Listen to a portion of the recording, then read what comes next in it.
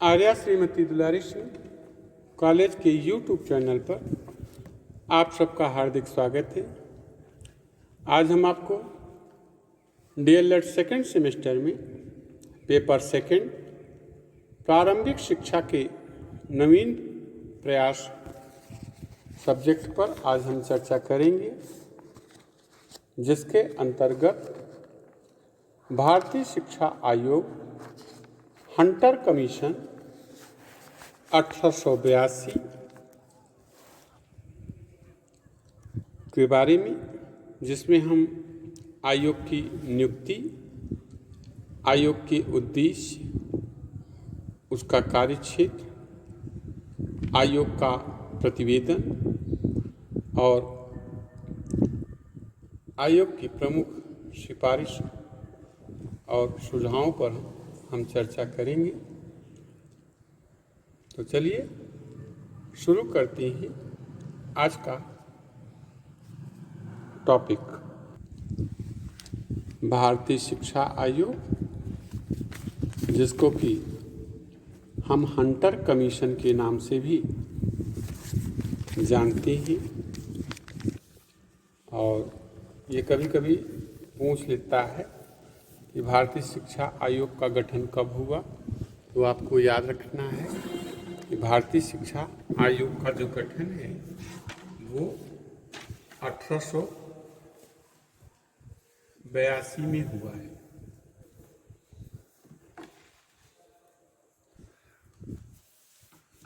जिसको कि हम हंटर कमीशन के नाम से भी जानते हैं। 1857 के स्वतंत्रता संग्राम के पश्चात ब्रिटिश पार्लियामेंट ने कंपनी का शासन समाप्त करके भारत के शासन की बागडोर अपने हाथों में ले ली और शासन की बागडोर ब्रिटिश पार्लियामेंट के हाथों में पहुंच जाने पर भारत मंत्री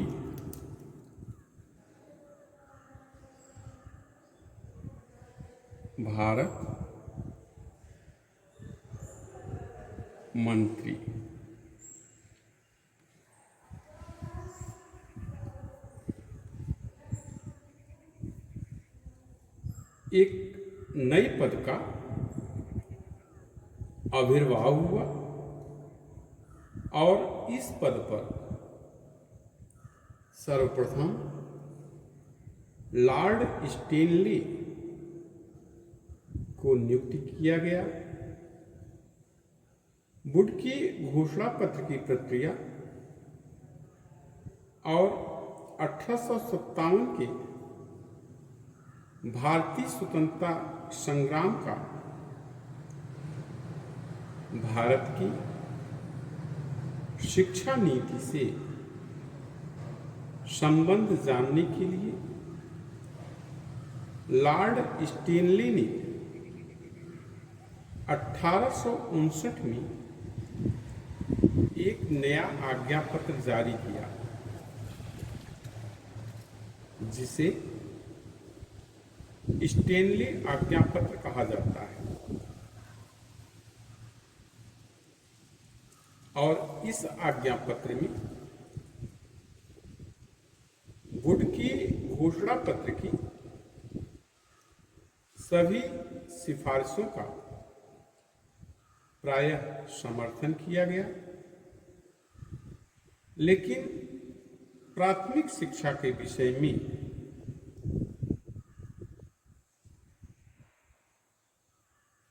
थोड़े परिवर्तन किए गए। भारत सरकार ने सिद्धांत रूप में वुड और स्टेनली के घोषणा पत्रों में प्रतिपादित शिक्षा नीति की उसको स्वीकार किया, लेकिन व्यवहार में उसने भिन्न कदम उठाए। सरकार ने जनसाधारण की शिक्षा की ओर कोई ध्यान नहीं दिया और प्राथमिक शिक्षा की उन्नति और प्रसार के लिए कोई ठोस कदम नहीं उठाए। सन 1858 में सरकार ने धार्मिक तटस्थता की नीति को कठोरतापूर्वक पालन करने की घोषणा की और अनुदान देने की नीति में कोई उदारता नहीं दिखाई, जिससे मिशनरी असंतुष्ट हो उठे और उन्होंने सरकार की इस नीति से विक्षुब्ध होकर भारत और इंग्लैंड में इस हेतु general council of education in India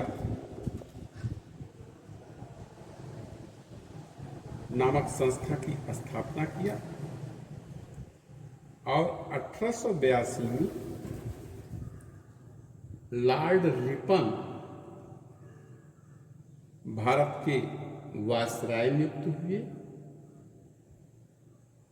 आंदोलनकारियों के शिष्टमंडल ने वायसराय से भेंट किया और भारतीय शिक्षा नीति की जांच करने की उनसे प्रार्थना की।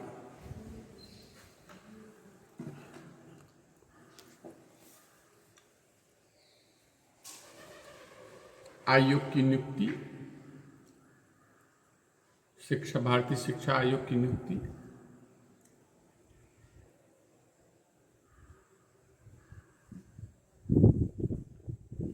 भारत आने पर लॉर्ड रिपन ने 3 फरवरी 1882 को वायसराय की कार्यकारिणी के सदस्य विलियम हंटर की अध्यक्षता में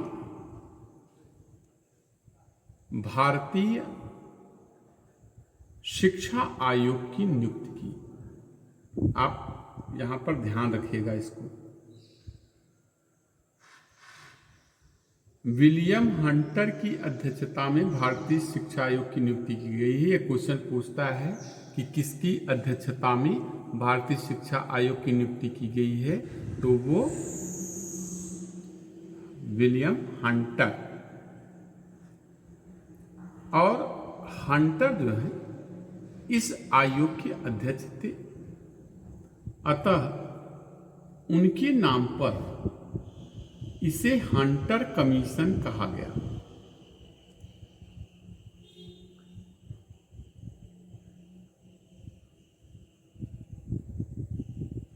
अध्यक्ष के अतिरिक्त आयोग के 20 सदस्य थे, जिनमें 7 भारतीयों के प्रतिनिधि थे।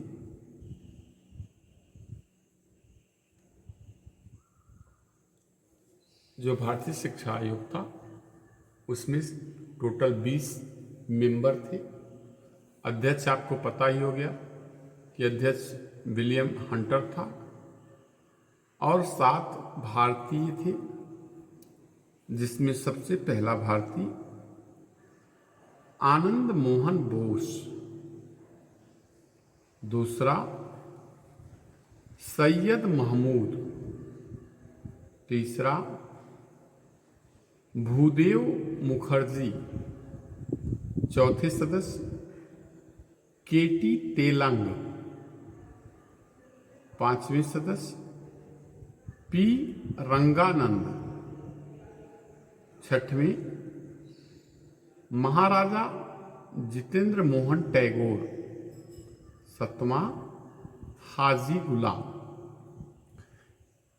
आप ध्यान रखिएगा, इसमें से कि कोई एक नाम देकर के पूछ लेता है कि निम्न में से भारतीय शिक्षा आयोग के सदस्य थे।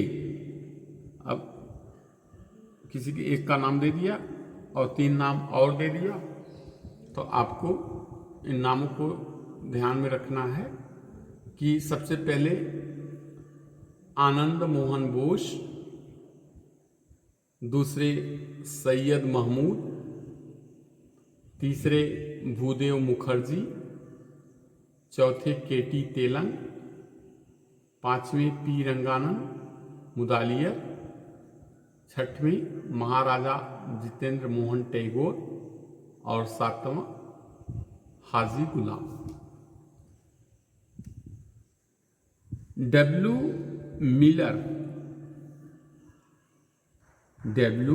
मिलर ईसाई मिशनरियों के प्रतिनिधि थे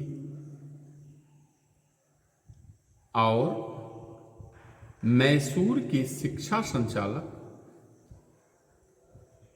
B.L. राइस इसके सदस्य सचिव थे।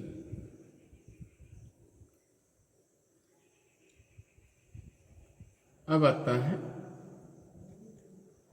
आयोग के उद्देश्य एवं कार्यक्षेत्र।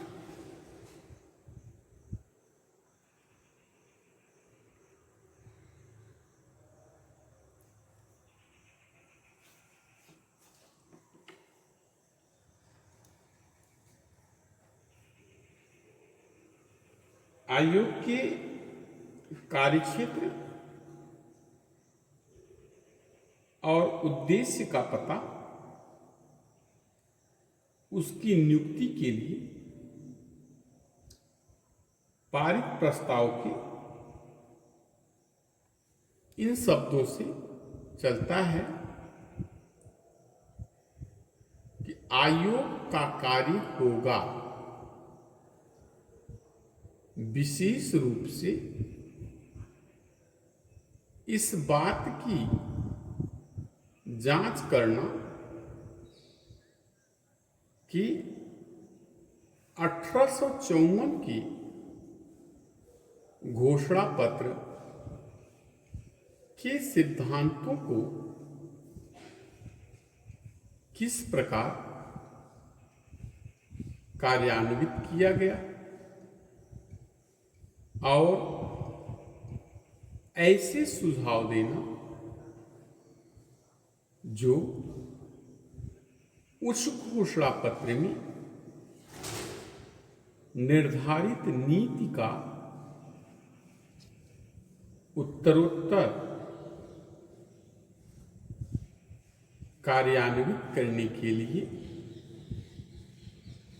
आयोग के मतानुसार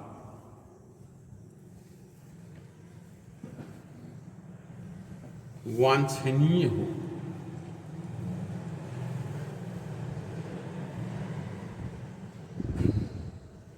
तो आयोग के उद्देश्य और कार्यक्षेत्र ये विभिन्न पॉइंट के माध्यम से मैं आपको बता रहा हूं। सबसे पहला उद्देश्य कि यह पता लगाना कि क्या सरकार ने आध्यात्मिक और उच्च शिक्षा की ओर अधिक ध्यान देकर प्राथमिक शिक्षा की उपेक्षा की है।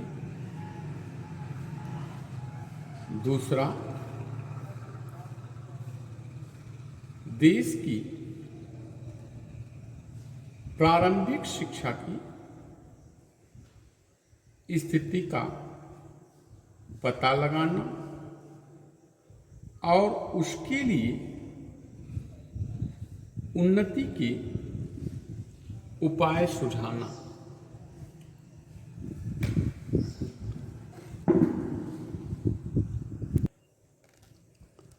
तीसरा,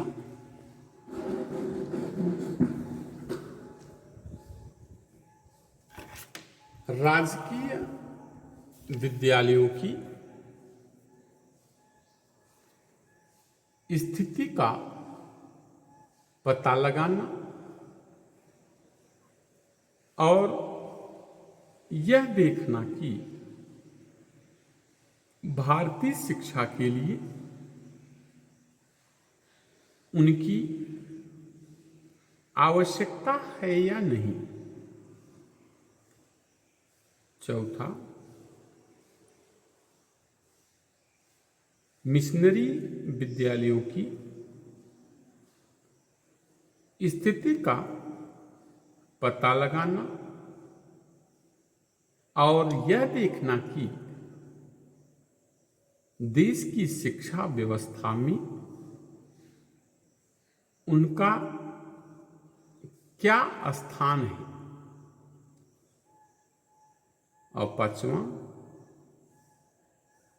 यह पता लगाना कि शिक्षा के क्षेत्र में वैयक्तिक प्रयासों के प्रति सरकार की क्या नीति होनी चाहिए।